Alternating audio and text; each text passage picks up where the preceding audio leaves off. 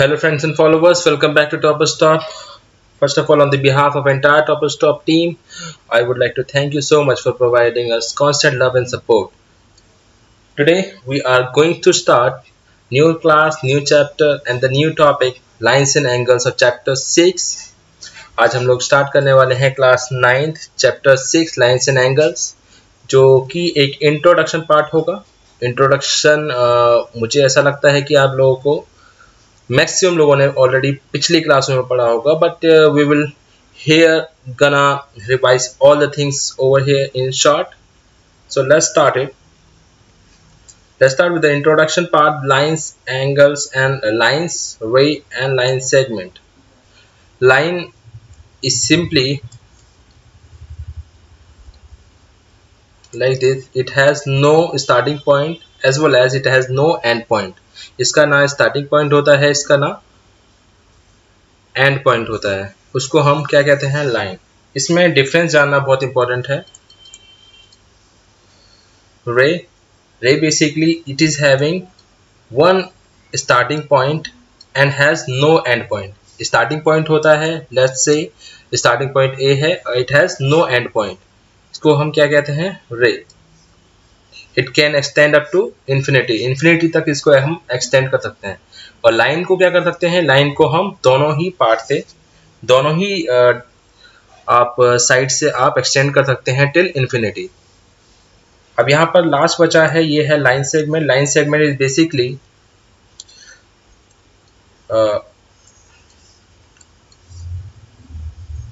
is a part of line having one starting point and is also having the end point. Starting point भी है, and point भी है, उसको हम क्या कहते हैं? Line segment. स्टार्टिंग पॉइंट के बियॉन्ड, इससे पहले हम इसको एक्सटेंड नहीं कर सकते, एंड एंड पॉइंट के बियॉन्ड इसको हम एक्सटेंड नहीं कर सकते, जैसा कि हम रे में. आई होप ये तीनों चीज आपको ऑलरेडी पहले से ही क्लियर होगी. आगे बढ़ते हैं. Collinear points. Collinear points are basically if three or more points lie on the same line, they are called collinear points, or otherwise they are called non-collinear points. In short, हम लोग ऐसे इसको याद रख सकते हैं कि एक लाइन पर तीन पॉइंट A, B, C, अगर एक लाइन पे तीन पॉइंट्स होंगे तो इन हम ये कह सकते हैं these all our points are collinear points. Otherwise, like non-collinear points क्या होते हैं? यहाँ पर non-collinear points हो गया, मान लीजिए A, B और C कहीं यहाँ पर है या फिर कहीं और है लाइन के अलावा, तो इसको हम क्या कहेंगे? याद रहे कि यहाँ पर बात की गई है थ्री और मोर पॉइंट्स. यहाँ पर क्या है? A B. यहाँ पर दो ही पॉइंट्स सिर्फ ओनली लाइन पे है, तीसरा पॉइंट लाइन पर नहीं है, तो इनको क्या कहेंगे हम? नॉन कॉलिनियर पॉइंट्स या फिर नॉन कॉलिनियर पॉइंट्स. तो चलिए आगे चलते हैं. आगे है एंगल. तो एंगल क्या होता है? Angle is formed when two rays originate from the same end point. In short हम लोग ये जान सकते हैं कि एंगल क्या होता है.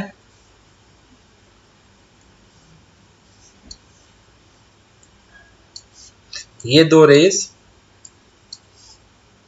एक कॉमन पॉइंट से ओरिजिनेट हुई है, एक कॉमन पॉइंट से स्टार्ट हुई है, जिसको हम नाम देते हैं O. इसको हम क्या कहते हैं? रेस A, रे B. ये दोनों जहां से ओरिजिनेट होगी वो एक एंगल बनाएगी. और एंगल को हम मेजर कैसे करेंगे वो हम आगे पढ़ेंगे, लेकिन इससे पहले कि एंगल में और क्या दिया गया है उसको पढ़ लेते हैं. ये सारा आपका NCERT का ही मैटर है जो मैं यहाँ पढ़ा रहा हूँ. The ray making an angle are called arms of the angle and the end point is called the vertex of the angle. ये थोड़ी सी चीजें हैं जो आपको थियोरेटिकली याद रखनी है. जो एंगल दो आर्म्स हैं, जो रेस हैं, उनको हम क्या कहते हैं? Arms of the angle. और और जो एंड पॉइंट है या स्टार्टिंग पॉइंट है उसको क्या कहेंगे हम, वर्टेक्स ऑफ द एंगल। बस इतना याद रखना है आपको। ये थियोरेटिकली पार्ट है, वैसे क्वेश्चन में कोई पेपर में पूछा नहीं जाता, बट स्टिल आपको याद रखना चाहिए कि बेसिकली आर्म्स क्या होते हैं, वर्टेक्स क्या होता है। वर्टेक्स एक कॉमन टर्म है जो हम लोग आगे क्वेश्चन में यूज करेंगे, तो इसको आपको पता होना चाहिए कि वर्टेक्स बेसिकली बोलते किसको हैं और आर्म्स क्या होते हैं एंगल की। अब मैं यहाँ पर आपको बता देता हूँ कि इसको एंगल को मेजर कैसे करते हैं। हम लोग दो आर्म्स में से एक को बेसिक मान लेते हैं, ये वाला मान लीजिए जो रे बी है, जो आर्म बी है उसको हमने बेस मान लिया, और जितना भी आगे ये दूसरा आर्म जो उससे फार होगा, जितना भी फार अवे होगा, वो उसकी दूरी को हम बेसिकली डिग्री सेंटीग्रेड जो प्रोटेक्टर आता है आपके पास होगा उससे नापते हैं। जितना प्रोटेक्टर में ये सेकेंड आर्म बेस आर्म से दूर होगा उसको हम एंगल बोलते हैं, उतना ही मेजर का एंगल होता है। अभी एग्जांपल के थ्रू हम लोग इसको पता कर लेंगे। ये आपको आई होप 7th क्लास या 6th क्लास में आपको पता ऑलरेडी चल गया होगा। नेक्स्ट पार्ट है हमारा how to measure an angle. Take one arm as a base, जैसा कि मैंने बताया, take one arm as a base and check how much second arm is away from it at vertex. क्या मैंने ये भी बताया था आपको कि एक आर्म को बेस मान लीजिए और दूसरे आर्म को कितना अवे है वो, उसको हम कंसीडर कर लेते हैं। और प्रोटेक्टर के थ्रू, जैसे measuring instrument for identify angle is degree protractor, जो डिग्री प्रोटेक्टर है उसकी सहायता से, उसकी हेल्प से हम लोग फाइंड आउट कर सकते हैं कि पहला जो आर्म है वो दूसरे आर्म से कितना दूर है। जो यूनिट यूज करते हैं हम लोग वो डिग्री यूज करते हैं। तो याद रखें कि एंगल हमेशा हमेशा अगर बात की जाएगी तो डिग्री में बात की जाएगी, like 30 degree, 40 degree, 180 degree, degree बात की जाएगी। और डिनोट कैसे करते हैं हम, डिनोट हम इस साइन से करते हैं, angle A angle B. Like अगर इस एंगल को हम x नाम दे दें तो इसको हम लिखेंगे एंगल x। ठीक है, आई होप यहां तक आपको क्लियर हो गया होगा। आगे चलते हैं। Now come to the next part, types of angles.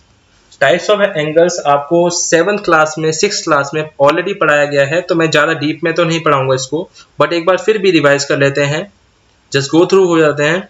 Acute angle, right angle, obtuse angle, straight angle, reflex angle और जीरो एंगल। ये सारी चीज़ें यहाँ से यहाँ तक आपका NCERT में दे रखा है। ये एडिशनली मैंने ऐड किया है इस PDF में, जो कि आपको आगे आने वाली क्लास में हेल्पफुल रहेगा। तो चलिए इन शॉर्ट जल्दी से इसको पता करते हैं कि ये बेसिकली होता क्या है। Acute angle,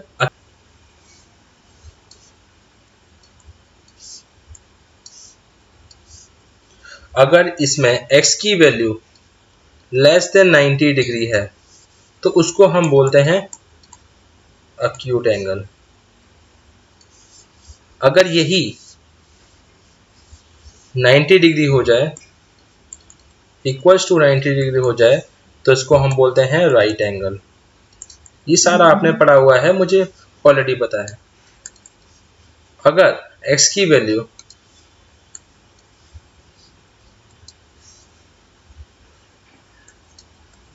greater than 90 degree हो जाए तो इसको बोलते हैं obtuse angle. What do we call it, obtuse angle. अगर x इक्वल्स टू 180 डिग्री हो जाए तो उसको हम बोलते हैं स्ट्रेट एंगल। और अगर x की वैल्यू 0 डिग्री हो जाए तो उसको हम बोलते हैं जीरो एंगल। आई होप ये सारा चीज़ें आपको ऑलरेडी क्लियर होगी, बट एक बार स्टार्टिंग से मैं बता देता हूँ। x की वैल्यू अगर 90 डिग्री से कम हो तो अक्यूट एंगल, x की वैल्यू 90 डिग्री के इक्वल हो तो राइट एंगल, अगर x की वैल्यू आपकी ग्रेटर हो 90 डिग्री से तो ऑब्ट्यूस एंगल, और x की वैल्यू 180 डिग्री हो तो स्ट्रेट एंगल। और ये न्यू पार्ट है जो कि आपकी एनसीईआरटी में अभी नहीं दिया है, लेकिन आगे क्लासों में काम आएगा। लेकिन अभी से थोड़ा सा स्टार्ट करना, ज़्यादा पढ़ लेना से कुछ दिक्कत नहीं होती, अपने ही नॉलेज बढ़ती है। तो ये देख लीजिए कि x की वैल्यू अगर 0 होगी तो 0 एंगल बोलते हैं उसको। अब 0 एंगल कैसे बोलते हैं इसको मैं थोड़ा सा बता देता हूँ। ए मान लीजिए आपकी है बेस लाइन, जैसा कि बेस आर्म मैंने बताया था। अब यही जो सेकंड आर्म है वो भी इसी पर लाई करता है। ये मान लीजिए वर्टेक्स है O, ये मान लीजिए X है, ये L है। ये दो आर्म है X और L, दोनों ही एक ही ओरिजिन पे हैं, दोनों एक ही दूसरे पर लाई करते हैं। तो उस केस में जो एंगल बनाएगा, एंगल होगा वो 0 डिग्री, और उसको हम क्या बोलते हैं, उसको हम बोलते हैं 0 एंगल। ठीक है, आई होप यहाँ तक आपको क्लियर होगा।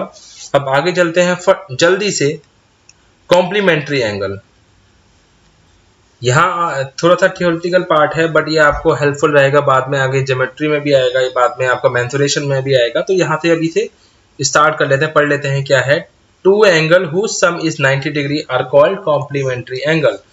मतलब कि अगर आपके पास दो एंगल हैं, मान लीजिए ये एंगल है x, ये है y, अगर x प्लस वाई आपका 90 डिग्री हो तो उसको हम क्या बोलते हैं, कॉम्प्लीमेंट्री एंगल। और सप्लीमेंट्री एंगल क्या कहते हैं, जैसा कि मैंने बताया था अभी आपको कि लेट्स सपोज आपके दो एंगल हैं x y, तो x plus Y equals to 180 degree अगर हो गया, two angle whose sum is 180 degree are called supplementary angle. तो उनको हम क्या कहते हैं, सप्लीमेंट्री एंगल। आगे बढ़ते हैं, adjacent angle. It is said to be adjacent when two angles have common vertex and a common arm, but their non-common arm should be on the different side. मतलब कि साफ है, इस फिगर से थोड़ा सा समझ लेते हैं। Adjacent when two angles have common vertex. Common vertex है दो एंगल, इसको मान लेते हैं x, इसको मान लेते हैं y। कॉमन वर्टेक्स क्या है, b कॉमन वर्टेक्स है। अब यहाँ पर दो एंगल हैं, लेकिन आर्म्स को देखिए, ये वाला आर्म्स, ये वाला आर्म्स, ये वाला आर्म्स, ए डी सी। अब जो कॉमन आर्म्स इसमें क्या है, आप ये बताइए मुझे। कॉमन आर्म है आपका ये डी, डी क्या है, ये कॉमन आर्म है। अब एडजेसेंट एंगल पहचानने का सबसे अच्छा इलाज ये है कि जो नॉन कॉमन आर्म्स होंगे वो अपोजिट साइड होंगे। Opposite side as A opposite side, जैसे बी डी आपका क्या है, कॉमन आर्म है, तो बी सी आप देखिए ये इस तरफ है, और ए बी किस तरफ है, ए बी इस तरफ है। तो इस केस में जो भी एंगल बनेगा उसको हम क्या कहते हैं, उसको हम कहते हैं एडजेसेंट एंगल। आई होप ये आपको कॉन्क्रीट तरीके से आपको समझ आ गया होगा। अब आगे चलते हैं, लीनियर पेयर। लीनियर पेयर बोलते हैं, ये सबसे इंपॉर्टेंट, इसको बोल देते हैं हम सबसे इंपॉर्टेंट पार्ट है लीनियर पेयर, जो कि आपको अगर आप इंजीनियरिंग करेंगे, चाहे आप बीकॉम करेंगे, तो यहाँ पर लीनियर पेयर का हमेशा आपको सिग्निफिकेंस दिखता रहेगा। अब देखिए लीनियर पेयर, लीनियर पेयर किसे कहते हैं, if the non common arms of the angle forms a line that is makes angle 180 degree. मतलब non common arms of the angle forms a line, मतलब ये मान लीजिए ये आपका कॉमन आर्म है, ये हमने एंगल मान लिया x, ये मान लिया हमने y। अब जो नॉन कॉमन आर्म्स है वो क्या बना रहा है, एक लाइन बना रहा है। इसका मतलब क्या है, लाइन कितने डिग्री की होती है, स्ट्रेट एंगल किसे कहते हैं, एक लाइन को कहते हैं जो कि 180 डिग्री का एंगल बनाता है। तो अगर नॉन कॉमन आर्म्स 180 डिग्री और या लाइन बनाए तो उसको हम क्या कहते हैं, लीनियर पेयर बोलते हैं। अब आप क्वेश्चन ये बताइए मुझे, कमेंट करना इसके लिए कि क्या लीनियर पेयर को हम एडजेसेंट एंगल भी बोलते हैं। ये आपके लिए थोड़ा सा होमवर्क है, और अगर आपको समझ आया होगा तो आई होप ये आप आंसर जरूर कमेंट बॉक्स में टाइप करेंगे। चलिए आगे चलते हैं, vertical opposite angle. Vertical opposite angle किसे कहते हैं? When two lines intersect each other it always make two pair of vertically opposite angle. मतलब ये एंगल ए बी और सी डी, ये क्या है? आप दो लाइनें अब एक दूसरे को इंटरसेक्ट कर रही है। इंटरसेक्ट पॉइंट क्या है? ओ है। ओ पर क्या हो रहा है? दो पेयर या दो पेयर यहां पर बन रहे हैं। वो दो पेयर इंटरेस्टिंगली ये इक्वल होते हैं। मतलब इसको मान लीजिए 1 2 और इसको मान लीजिए 3 4 या ABC, जो भी आपने नाम देना चाहें उसको नेमिंग कर सकते हैं। तो 1 2 जो 1 होगा, एंगल 1 इक्वल्स टू एंगल 2 होगा हमेशा, और एंगल 3 इक्वल्स टू हमेशा एंगल 4 के इक्वल होगा। ये वर्टिकली अपोजिट एंगल पहचानने का तरीका है। अगर दो लाइन आपस में इंटरसेक्ट करती हैं तो दो पेयर के इक्वल एंगल वर्टिकली अपोजिट, जो अपोजिट एंगल होगा वो आपस में इक्वल होंगे। यही वर्टिकली अपोजिट एंगल की थ्योरम भी है, आगे आपकी एनसीईआरटी बुक में दी गई है, आप चाहें तो उसको पढ़ सकते हैं। चलिए come on to the next part, it is theorem. चलिए अभी बात कर ही लेते हैं हम कि थ्योरम पढ़ने के लिए इसको भी हम पढ़ लेते हैं। क्या है?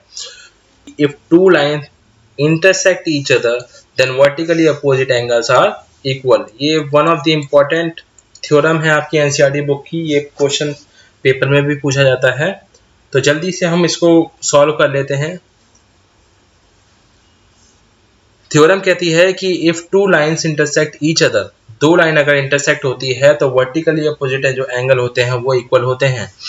तो पहले देख लेते हैं कि टू प्रूव में हमें क्या लिखना है। टू प्रूव में हमें ये करना है AOC, एंगल AOC, जो एंगल की बात करते हैं, मतलब ये वाले एंगल की बात कर रहे हैं, वो हमेशा हम मिडल में लिखते हैं। बाकी AOC ये वाला एंगल इक्वल्स टू किसके होगा? ये BOD के, BOD के। और दूसरा मतलब कि इस वाले एंगल की बात हो रही है। सेकंड, एक पेयर तो ये है, दूसरा पेयर कौन सा है? दूसरा पेयर है ये AOD, AOD इक्वल्स टू किसके होगा? मतलब ये वाले की बात कर रहे थे हम, तो इक्वल किसका होगा? ये अपोजिट में कौन सा है? ये जो है BOC। अब सॉल्यूशन में आके देखते हैं हम फटाफट, जल्दी इसको सॉल्यूशन में देखेंगे कि इसको प्रूव कैसे करेंगे। देखिए पहले इस लाइन को आप कंसिडर कीजिए। ये एक स्ट्रेट लाइन है, इसमें दो एंगल हैं, ये AOC और AOD। ये दोनों क्या है? एंगल है। लेकिन AO क्या है? इसमें एक कॉमन आर्म है, और बाकी के ये दो क्या है? ये दोनों डिफरेंट नॉन कॉमन आर्म्स हैं, जो कि क्या बना रहे हैं? एक लाइन बना रहे हैं। इसका मतलब कि है ये 180 डिग्री एंगल बना रहे हैं। इसका मतलब कि ये पूरा एंगल जो होगा ये 180 डिग्री होगा। अगर 180 डिग्री एंगल है तो इसका मतलब क्या है? ये एक लीनियर पेयर है। तो हमको पता है, तो हम ये ले सकते हैं कि angle AOC plus angle AOD equals to क्या होगा? 180 डिग्री। अब दूसरा हम ये देख सकते हैं कि ये AOB जो AB लाइन है वो भी स्ट्रेट है, और कॉमन पॉइंट क्या है? OD है।